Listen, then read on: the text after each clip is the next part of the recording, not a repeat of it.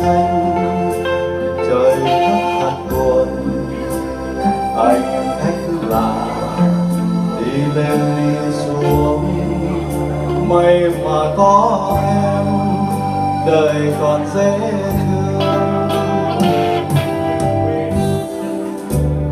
Em về cô mà đỏ môi hồng, ở đây buổi chiều quanh nắng mùa đông, nên tóc em ướt, nên mắt em ướt, bên em mềm chia mây chiều trắng.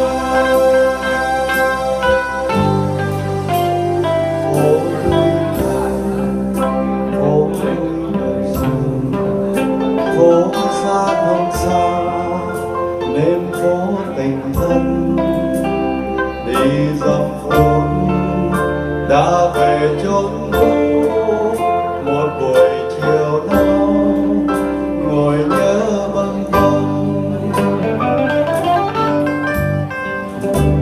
Xin cảm ơn thành phố có em, xin cảm ơn một mái tóc em, mái xa lắm bên đồn biên giới, còn một chút gì để nhớ để quên.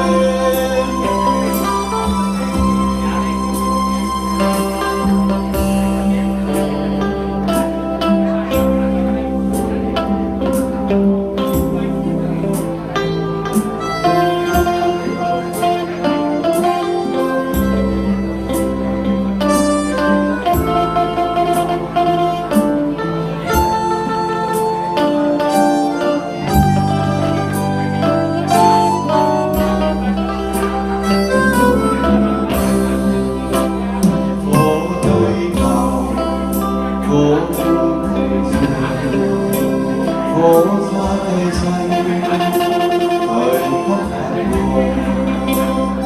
Anh khách lạ đi lên đi xuống, may mà có em đời còn dễ thương.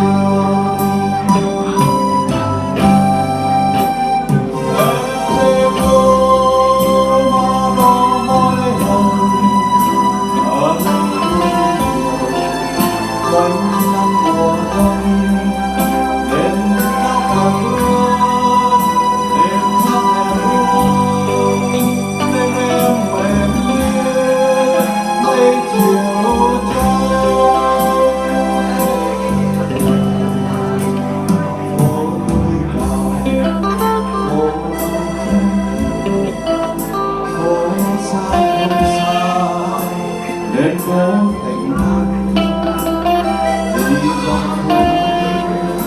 Đã về chốn cũ một buổi chiều.